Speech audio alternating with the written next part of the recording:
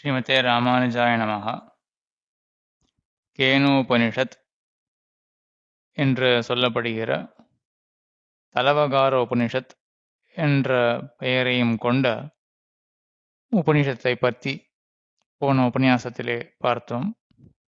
சின்ன உபனிஷத் தான், 4 கண்டங்கள். ஏன் கேன அப்படின்னு இதுக்கு பெயர்னா, கேனோபனிஷத் அப்படின்னு இதுக்கு பெயர்னா, முதல் சொல்லே கேனேஷிதம் பததி பிரேஷிதம் மனஹா அப்படின்னு கேனன்ற சொல்லால தொடங்கிறது. ஆகையினால இதுக்கு கேனோபனிஷத் அப்படின்னு பெயர். அதுல அந்த பகவானுடைய நியந்திருத்துவம், பிரம்மஸ்வரூபம், அதுதான் எல்லாவற்றையும் நியமிக்கிறது அப்படின்றதை சொல்லி, அதற்கு பிறகு அந்த பகவானுடைய அனுகிரகத்தினால தான் இவனுக்கு பகவத் உபாசனமே வரும். ஆத்மனா விந்ததே வீரியம் வித்யா அமிர்தமஷ்ணுதே அப்படின்னு பகவானுடைய அனுகிரகத்தினால தான் உபாசனம் பண்ண வேண்டிய வீரியம் அது இவனுக்கு வரும். அந்த உபாசனத்தினால இவன் மோட்சத்தை அடைகிறான் அப்படின்னு சொல்லி, இந்த மனுஷ ஜென்மமே அந்த பிரம்மத்தை அறிவதற்காகத்தான். அதை அறியாமல் போனால் மகதி வினஷ்டிகின்னு பேரிழவு இவனுக்கு ஏற்படும், பேரிழவு இவனுக்கு ஏற்படும் அப்படின்னு 2வது கண்டத்துல சொல்லி முடித்தது. இந்த 3வது கண்டத்துல அழகான ஒரு கதை சொல்லப்படுறது. எந்த அர்த்தத்தை விவரிக்க என்றால், ஆத்மனா விந்ததே வீரியம் அப்படின்னு வந்தது. பரமாத்மாவுடைய அனுகிரகத்தினாலதான் இவனுக்கு உபாசனம் பண்ணக்கூடிய வீரியம், அந்த சாமர்த்தியமே வருது அப்படின்னு சொன்ன அந்த அர்த்தத்துக்கு சேர ஒரு கதையானது இந்த 3வது கண்டத்துல தெரிவிக்கப்படுறது. பிரம்ம தேவேபிய விஜிக்யே தஸ்ய பிரம்மண விஜயே தேவ அமஹீயந்த தஸ்ய பிரம்மண விஜயே தேவ அமஹீயந்த த ஐக்ஷந்த அஸ்மாக்கமேவ அயம் விஜயः அஸ்மாக்கமேவ அயம் மகிமா இதி தத்தைஷாம் விஜக்ஞௌ தேபியः பிராதுர்பபூவ தன்ன விஜானந்த கிமிதம் யக்ஷம் இதி. பிரம்மம் என்ன பண்ணிது அப்படின்னா, தேவர்களுக்கு அனுகிரகம் செய்து தேவர்களுடைய வெற்றிக்கு காரணமாக பிரம்மம் இருந்தது. ஆனா இந்த தேவர்கள் அறிவில்லாத்தனத்தினால என்ன நினைத்தார்கள்னா, எங்களுடைய விஜயத்துக்கு நாங்களே தான் காரணம், இது எங்களுடைய மகிமை அப்படின்னு தேவர்கள் நினைத்தார்கள். இந்த நினைவு பிரம்மம் அறிந்தது. ஆகையினால இந்த நினைவை அறிந்த பிரம்மம், சரி இவர்களுக்கு ஒரு பாடத்தை புகுத்த வேண்டும் அப்படின்றதுக்காக அவர்கள் முன்னே தோன்றினது. யக்ஷ வடிவத்துல அவர்கள் முன்னே தோன்றினது. அந்த தேவர்கள் இந்த யக்ஷத்தை கண்டு, இந்த யக்ஷன் யாருன்னே தெரியலையே அப்படின்னு வியந்தார்கள். தே அக்னிம் அப்ருவன் ஜாதவேதா ஏதத் விஜானீஹி கிமேதத் யக்ஷம் இதி ததேதி தத் அபியத்ரவத் தம் அபியவதத் கோசி இதி அக்னிர்வா அஹமஸ்மீத்யப்ரவீத் ஜாதவேதாவ அஹமஸ்மீதி. அந்த தேவர்கள் எல்லாம் அக்னியை குறித்து சொன்னார்கள். ஜாதவேதனே, ஜாதவேதா அப்படின்னு ஜாதவேதாக அப்படின்னு இவனுக்கு பெயர், அக்னிக்கு பெயர்.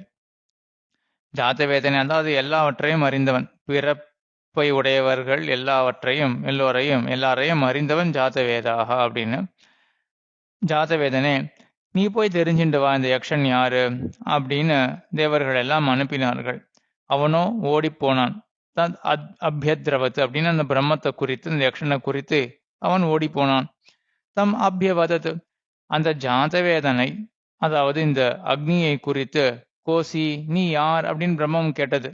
அந்த யக்ஷன் கேட்டான், அக்னிர்வாஹமஸ்மி தப்ரவி ஜாதவேதாஹாவா அஹமஸ்மீதி. நான் தான் ஜாதவேதன், எல்லாவற்றையும் அறிந்தவன், அக்னி நான், பரமதேவதை நான் அப்படின்னு இந்த அக்னி ஆனவன் சொன்னான். தஸ்மின் ஸ்வயி கிம் வீரியம் இதி அபீதம் சர்வம் தஹேயம் எதிதம் பிருத்திவியாம் இதி. அப்ப அந்த யக்ஷன் கேட்டது, சரி இவ்வளவு பெருசா போற புலிய உன்னை பத்தி சொல்லிக்கிறியே, உனக்கு என்ன வீரியம், என்ன சாமர்த்தியம் இருக்கு அப்படின்னு யக்ஷன் கேட்க, இந்த லோகத்துல என்னென்னலாம் இருக்குமோ எல்லாவற்றையும் கொளுத்தக்கூடிய சாமர்த்தியம், தகிக்கக்கூடிய சாமர்த்தியம் எனக்கு இருக்கு அப்படின்னு சொல்ல, அதுக்கப்புறம் யக்ஷன், தஸ்மை திருணம் நிததௌ ஏதத் தஹேதி. அப்போ ஒரு புல்ல போட்டது யக்ஷன். அந்த அக்னி தேவதைக்கு முன்பு ஒரு புல்ல போட்டு, சரி அப்ப இத நீ தகித்து காட்டேன் அப்படின்னு சொல்ல, ததுபப்ரேயாய சர்வஜவேன தன்ன சசாக தக்துவம். ததுபப்ரேயாய அதனுடைய சமீபத்துக்கு போயிட்டு, அந்த திருணம் அந்த புல்லினுடைய சமீபத்துக்கு போயிட்டு இந்த அக்னி என்ன பண்றாரு அப்படின்னா, தன்னுடைய முழு சக்தியினால தன்ன சசாக தக்தும் என்ன பண்ணாலும் அதை எரிக்கவே முடியல. ததையேவ நிவவிருத்தே நைததசகம் விஜ்ஞாத்தும் எதேதத் யக்ஷமிதி. அதுக்கப்புறம் தன்னுடைய முயற்சியிலிருந்து பின்வாங்கி, எனக்கு என்னன்னே புரியல, இந்த யக்ஷன் யாருன்னே தெரியல, ஒரு சின்ன புல்ல கூட என்னால இப்ப எரிக்க முடியலையே அப்படின்னு பின்வாங்கினார் அக்னி. அத வாயும் அப்ருவன். அதற்கு பிறகு வாயுவை குறித்து அந்த தேவர்கள்லாம் சொன்னார்கள். வாயோ ஏத்தத் விஜானீஹி கிம் ஏத்தத் யக்ஷமிதி. இந்த யக்ஷன் யாரு அப்படின்னு நீ போய் தெரிஞ்சுட்டு வாயே. ததா இதி அப்படின்னு, சரி நான் பண்றேனே அப்படின்னு வாயு சொல்ல, தத் அபியத்ரவத் வாயு வேகமா போனார். தம் அபியவதத்து கோசி இதி. அந்த வாயுவை பார்த்து மறுபடியும் யக்ஷன் கேட்கிறார், நீ யார் அப்படின்னு. வாயுர்வா அஹமஸ்மீதி அப்ரவீத் மாதரிஷ்வா வா அஹமஸ்மீதி. நாதாம் வாயு, எனக்கு மாதரிஷ்வா அப்படின்னு இன்னொரு பெயரும் இருக்கு. மாதரிஷ்வா அப்படின்னா மாதரி ஷேத்தே இது மாதரிஷ்வா. வாயுவானது அக்னேர் ஆகாஷாத் வாயு அப்படின்னு இருக்கு இல்லையா, ஆகாசம்தான் வாயுவுக்கு மாதா. ஏன்னா அதான் பெற்றெடுத்தது. முதல்ல ஆகாசம், அப்புறம் ஆகாஷ இந்த சப்த தன்மாத்திரையிலிருந்து ஆகாஷ சககாரியாக கொண்டு வாயுவானது ஏற்படும். ஆக ஆகாசத்திலிருந்து வாயு பிறந்தது அப்படின்னு சொல்லலாம். ஆக ஆகாசம்தான் மாதா வாயுவுக்கு. அந்த ஆகாசத்திலேயே இது கிடக்கிறது இந்த வாயு. அதனால மாதரிஷேத்தே மாதரிஷ்வா அப்படின்னு சொல்லுவார்கள் வாயுவுக்கு பெயர். நாதா மாதரிஷ்வா அப்படின்னு சொல்லிச்சு. தஸ்மின் ஸ்வை கிம் வீரியம். சரி, உன்னிடத்துல என்னப்பா வீரியம் இருக்கு, என்ன சாமர்த்தியம் இருக்கு அப்படின்னு யக்ஷன் கேட்க, அபீதம் சர்வம் ஆததீயம் எதிதம் பிருத்திவியாம். இந்த லோகத்துல என்ன இருக்கோ எல்லாவற்றையும் நான் என் கையாலே கொண்டு விடுவேன், எல்லாவற்றையும் நான் அபகரிக்கக்கூடிய சாமர்த்தியம் பெற்றவன் அப்படின்னு சொல்ல, தஸ்மை திருணம் நிததௌ எதத் ஆததத்ஸ்வ அப்படி இத்தி. அது முன்னாடி அந்த யக்ஷன் என்ன பண்ணித்தனா, சின்ன ஒரு புல்ல போட்டுது. சரி இதை எடுத்து பாரு அப்படின்னு. ததுபப்ரேயாய சர்வஜவேன தன்ன சசாக ஆதாத்தும். ததுபப்ரேயாய அது சமீபத்துக்கு போயிட்டு, அந்த திருணத்தினுடைய சமீபத்துக்கு புல்லினுடைய சமீபத்துக்கு போயிட்டு மொத்த சக்தியை கொண்டு எடுக்க பாக்குறது, ஒண்ணுமே பண்ண முடியல. ததையேவ நிவவிருத்தே நைதத் அசகம் விஜ்ஞாதும் எதேதத் தக்ஷமிதி. சரி அதுவும் மாண்டது. அந்த வாயுவும் என்னன்னே புரியலையே, இந்த யக்ஷன் யாருன்னே தெரியலையே, ஒரு சக்தியும் பயன்படவில்லையே அப்படின்னு அதுவும் மீண்டது.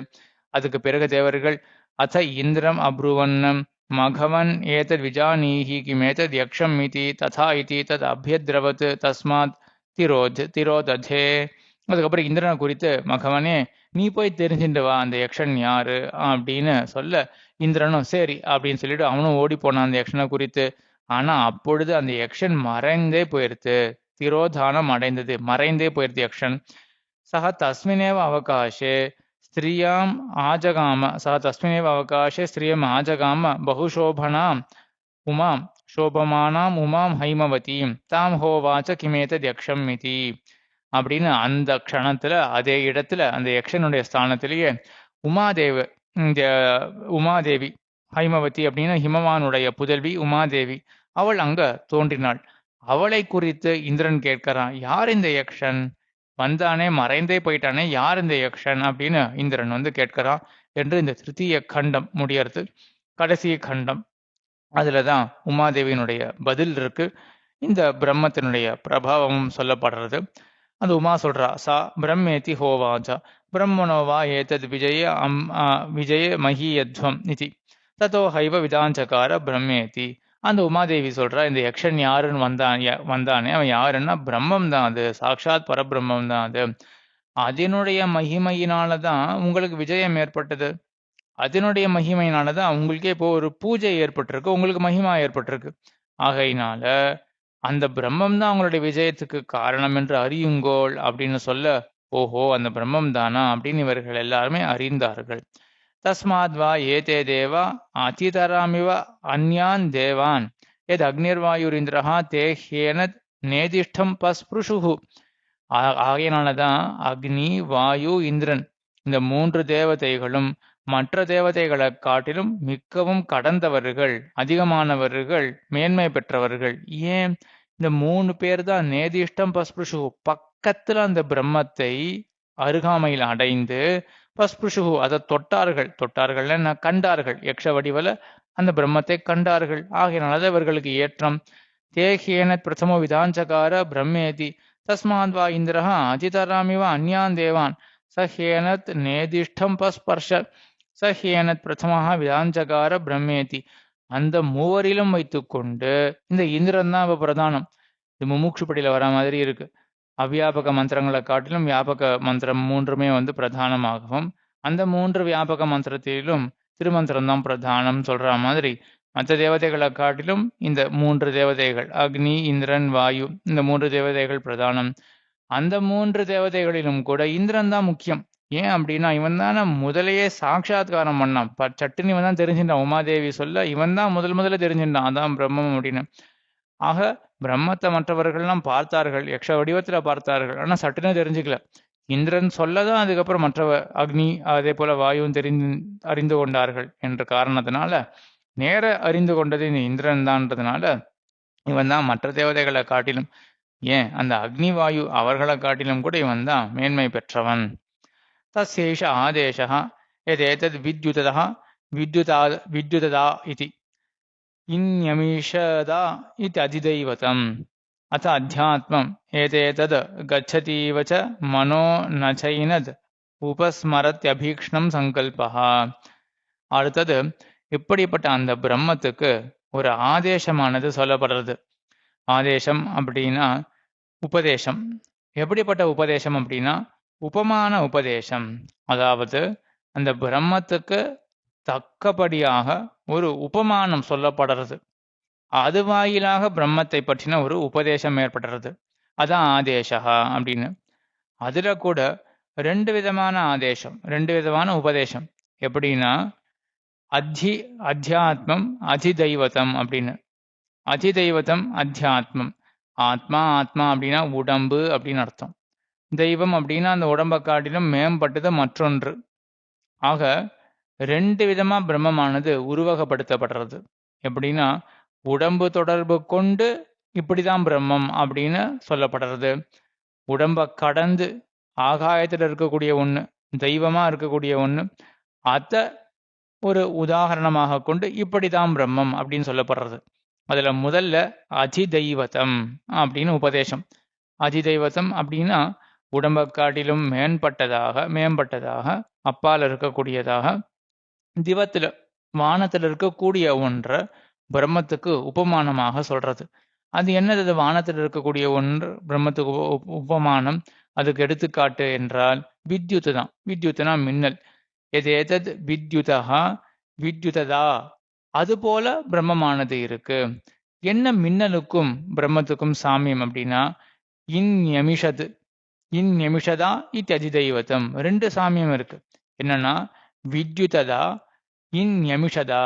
இந்த வித்யுததா அப்படின்றது என்னன்னா அந்த மின்னலானது ஒரு நொடி பொழுதுதான் பிரகாசத்தை அடையும். மின்னல் ஒரு நொடி பொழுது பிரகாசத்தை அடைகிறா போல இந்த பிரம்மம் என்ன பண்ணிருக்கு, சற்றே சில நேரம் யக்ஷ வடிவத்துல காட்சி கொடுத்திருக்கே ஒழிய சட்டுன்னு திரோதானம் அடைந்திருக்கு. மின்னலுடைய ஒளிய போல இருக்கு. வெறும் மின்னலுடைய ஒளிய போல மட்டும் கிடையாது.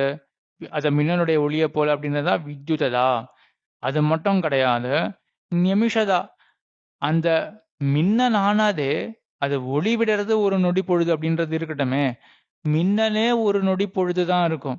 அது போலதான் பிரம்மமானது யக்ஷ வடிவத்துல ஒரு நொடி பொழுது மட்டுமே இருந்தது அப்படின்னு. இதை எப்படி ஆழ்வார் மின்னின் நிலையில மண்ணுயிராக்கைகள் அப்படின்னு இந்த உடம்ப பத்தி சொன்னாரோ, மின்னலை காட்டிலும் இது அஸ்திரம் அப்படின்னு. அது போல பிரம்மமானது என்ன பண்ணித்து அப்படின்னா சட்டுன்னு தன்னை மறைச்சுட்டு, இது பிரம்மத்தினுடைய அந்த பரத்துவம் தெரியாது. சட்டுன்னு அதை அணுக முடியாது. யாருக்கு? தன்னுடைய முயற்சியால் அணுக வேண்டும் அப்படின்னு நினைக்கிறவர்களுக்கு சட்டுன்னு அணுக முடியாது பிரம்மம் அப்படின்னு. பிரம்மத்தினுடைய அந்த பரத்துவம் தெரியறது.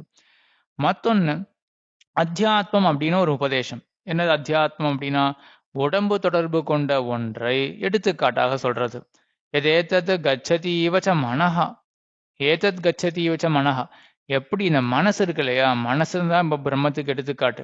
இந்த பிரம்மமானது, அது மனசானது பிரம்மத்தை பத்தி நினைக்க வேண்டும். மனுஷ ஜென்மமே அதுக்காக தான். ஆக மனுஷ ஜென்மம் பிரம்மத்தை நினைப்பதற்காக இருக்க, ஆனா இந்த மனசு என்ன பண்றது? ஒரு நொடி பொழுதுதான் பிரம்மத்தை பத்தி யோசிப்போம் நம்போ. நம்ம எவ்வளவு முயற்சி பண்ணாலும், பெரிய தியானம் பண்றவாலாம் அவ எவ்வளவு கஷ்டப்பட்டிருப்பா. ஊழி ஊழி காலம் அவர்கள்லாம் பல பல ஜென்மங்கள்ல பல பல புண்ணியங்கள் செய்து மனசுக்கு தெளிவு ஏற்பட்டாதான் பிரம்மத்தை நிரந்தரமாக தியானம் பண்ண முடியும். அது இல்லாத நாம் ஒரு நொடி பொழுதுதான் பகவானை பத்தி நினைக்க முடியுமே ஒழிய, அதுக்கப்புறம் சஞ்சலம் ஹி மனகிருஷ்ண பலவத் பிரமாதசி அப்படின்றதுனால, அதுபோல திர ப பலவத்தா இருக்கக்கூடிய இந்த மனசு அங்கங்கேயும் சஞ்சலம் அடையறது இல்லையா? ஆகையினால ஒரு நொடி பொழுதுதான் பிரம்மத்தை தியானம் பண்ண முடியறது. அதுபோலதான் நம்மளுடைய மனசு எப்படி ஒரு நொடி பொழுதுதான் பிரம்மத்தை குறித்து இருக்கோ, அதே போல பிரம்மம் இங்க என்ன பண்ணிருக்கு? ஒரு நொடி பொழுதுதான் யக்ஷ வடிவத்தில் இருந்திருக்கு. அத சொல்றது. அத அத்தியாத்மம் எதேனத் கச்சதீவ ச மனஹ ந சைனம் உபஸ்மரதி அபீக்ஷ்ணம் சங்கல்பஹ. அபீக்ஷ்ணம்னா சிரகாலம், நீண்ட காலம் எம்பெருமானை நினைக்கக்கூடிய அந்த சங்கல்பம், அந்த தியானமானது இல்லையே. அது போலவே பகவான் என்ன பண்றான்னா, ஒரு நொடி பொழுதுதான் யக்ஷ வடிவத்தில் இருந்தான். தத் வனம் நாம தத் வனமித்யுபாசித்தவ்யம். இப்போ வனம் அப்படின்னு பகவானுக்கு அடுத்தது ஒரு பெயர் கொடுக்கறது. வணியத்வாது வனம் அப்படின்னு, பிரார்த்தனீயத்வேன வனம் அப்படின்னு.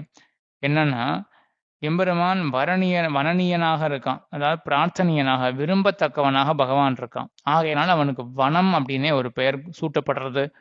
ச ய ஏதத் ச ய ஏததேவம் வேத அபிஹைனம் சர்வாணி பூதானி சம்வாஞ்சந்தி. எவன் ஒருவன் பிரம்மத்தை இப்படி உபாசிக்கிறானோ, வனமாக உபாசிக்கிறானோ, வனம் அப்படின்னா பிரார்த்தனீயமாக, விரும்பத்தக்கவனாக உபாசிக்கிறானோ, அப்படிப்பட்ட உபாசகனை சர்வாணி பூதானி சம்வாஞ்சந்தி. அப்படிப்பட்ட உபாசகனை எல்லா பூதங்களும் ஆசைப்படுவார்கள், அவர்கள் விரும்புவார்கள்.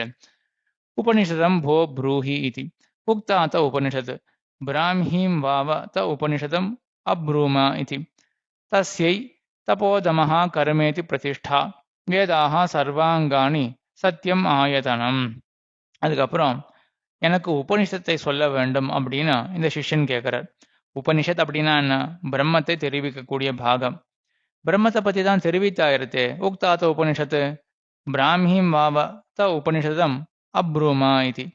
சொல்லப்பட்டது என்ன அப்படின்னா, பிரம்மத்தை பிரதிபாதனம் பண்ணக்கூடிய உபனிஷத், பிரதானமான உபனிஷத்து சொல்லியாயிடுத்து. இதுக்கு மேற்கொண்டு என்ன உபனிஷத்து சொல்ல வேண்டும் என்றால், உபனிஷத்து என்ன? பிரம்மத்தை பத்தி தெரிவிக்கக்கூடிய ஒரு கட்டம். என்ன தெரிவிக்க வேண்டும் அப்படின்னா, அந்த பிரம்மத்தை அடையக்கூடிய சாதனம் என்ன அப்படின்னு கேள்வி எழ, அதுக்கு பதில் தஸ்யை தபோதமஹா கர்மேதி பிரதிஷ்டா. இவையெல்லாம் தேவை, இவையெல்லாம் சாதனங்கள் பிரம்மத்தை அடைவதற்கு. என்னது? தபஹா. தபஹா அப்படின்னா காய சோஷணம், உடம்ப வருத்தி கொள்வது, அது தபஹா, அது வேண்டும். அதே போல தமஹா இந்திரிய நிகிரகம், அது வேண்டும். அப்புறம் கர்மம் வேண்டும். அக்னிஹோத்திரம் தொடக்கமான நித்திய நைமித்திக கர்மங்கள், பலத்துல ஆசை இல்லாமல் எம்பெருமானுக்கு ஆராதனமாக செய்யக்கூடிய கர்மங்கள், அவையெல்லாம் பக்தி யோக நிஷ்டனுக்கு வேண்டும். அதே போல பிரதிஷ்டா, இப்படி எல்லாம் செய்தார்களே என்றால் அந்த பிரம்ம வித்யில ஒரு பிரதிஷ்டா, ஒரு தார்டிய ஹேத்துவாக இவையெல்லாம் இருக்கும் என்று சொல்லி, வேதா சர்வாங்காணி சத்தியம் ஆயதனம். வேதங்கள் 4 வேதங்கள் என்ன, அவற்றுக்குண்டான 6 அங்கங்கள் என்ன, இவை எல்லாமே ஆயத்தனமாக பிரம்மத்தை அறிவதற்கு, அந்த வித்யைக்கு இதெல்லாம் உபபாதகமாக, அதாவது உத்பாதகமாக காரணங்களாக இருக்கின்றன. அதே போல சத்திய வதனமும் கூட, சத்திய வாக்கானதும். ஆக வேதங்களை படிக்கிறது, 6 அங்கங்களை படிக்கிறது, சத்திய வதனம் செய்வது, சத்திய வாக்கியத்தோட இருக்கிறது, இது எல்லாமே என்ன பண்ணும் அப்படின்னா பிரம்ம வித்யாயை ஏற்படுத்தி கொடுக்கும். யோவா ஏதாம் ஏவம் வேத அபஹத்ய பாப்மானம் அனந்தே ஸ்வர்கே லோகே ஜேயே பிரதிதிஷ்டதி அப்படின்னு இருமுறை ரெட்டிப்போட என்ன பண்றதுன்னா இந்த உபனிஷத்தானது நிறைவுறுத்தப்படுகிறது. பலஸ்ருதி பலத்தை சொல்லி நிறைவுறுத்துகிறது. யார் இப்படி அந்த பிரம்மத்தை, இந்த பிரம்ம வித்யை எவன் அறிகிறானோ, ஏன்னா பிரம்ம வித்யை இப்படிதான் பண்ணணும் அப்படின்னு அறிந்தாதானே அதுக்கப்புறம் பிரம்ம உபாசனம் பண்ண முடியும். எப்படி அவன் அறிகிறானோ அவன் உபாசனத்தை பண்ணி என்ன பண்ணுவான் கடைசியில? அபஹத்திய பாப்பானம், எல்லா பாப்பங்களையும் விடுத்து, அனந்தே ஸ்வர்கே லோகே ஜேயே, அனந்தமான மிகவும் சிறந்ததான ஸ்வர்கலோகத்திலே பிரதிதிஷ்டதி, நிலை பெற்று இருப்பான். எல்லா பாப்பங்களையும் போக்கி பிரம்ம உபாசனத்தை பண்ணி எல்லா பாப்பங்களையும் போக்கி கடைசியில சொர்க்கலோகத்துல போய் இருப்பான். அப்படின்னா அது சாதாரண சொர்க்கலோகமான இந்திரலோகமாலும் அச்சுவை பெறினும் வேண்டேன்னு திருமாலையில சொன்னது போல இங்க சொர்க்கலோகம் அப்படின்றது நேர ஸ்ரீவைகுண்டம். ஏன்னா பிரம்ம உபாசனத்துக்கு பலன் ஸ்ரீவைகுண்டம் தானே. எல்லா பாப்பத்தையும் போக்கின பிறகு போகக்கூடிய இடம் ஸ்ரீவைகுண்டம் தானே. அப்படிப்பட்ட ஸ்ரீவைகுண்டத்துல பிரதிதிஷ்டதி என்று நிலை பெற்றிருப்பான் என்று சொல்லி இந்த சின்ன உபனிஷத் தலவகார உபனிஷத் அது நிறைவுறுத்தப்படுகிறது. ஆக இங்க உபனிஷத்துல முக்கியமா தெரிஞ்சுக்க வேண்டியது என்ன அப்படின்னா, பிரம்மம் தான் எல்லாத்துக்கும் பிரேரகம், எல்லாவற்றையும் செலுத்தக்கூடியது அந்த பிரம்மம் தான். அந்த பிரம்மத்தினுடைய மகிமையினாலதான் தேவர்களுக்கே மகிமை அப்படின்னு பகவானுடைய பரத்துவம் சொல்லப்பட்டு, அதற்கு பிறகு அந்த பகவானை அடைவதற்கு இந்திரிய நிகிரகம், தபசு, அதே போல நித்திய நைமித்திக கர்மங்கள் இவை எல்லாம் முக்கியமானவை. அப்படிப்பட்ட அந்த உபனிஷத்து சொன்ன இந்த வித்தியை எவன் உபாசனம் செய்கிறானோ அவன் ஸ்ரீவைகுண்டத்திலே நிலை பெற்று இருப்பான் அப்படின்னு பலத்தையும் சொல்லி இந்த கேகனோபனிஷத்து நிறைவு பெற்றது. இதற்கு பிறகு அடுத்தது பிரஷ்னோபனிஷத்து, அதை பார்க்கலாம். 6 பிரஷ்னங்கள், ரொம்ப அழகான பிரஷ்னங்கள். அதுவும் சின்ன உபனிஷத் தான். ஆனா எல்லா உபனிஷத் போல ரொம்ப ஆழமான ரொம்ப ஆச்சரியமான அர்த்தங்களை பெற்ற பிரஷ்னோபனிஷத். அதை அடுத்தது அனுபவிக்கலாம். ஆழ்வார் திருவடிகளே சரணம். எம்பெருமானார் திருவடிகளே சரணம். ஜீயர் திருவடிகளே சரணம்.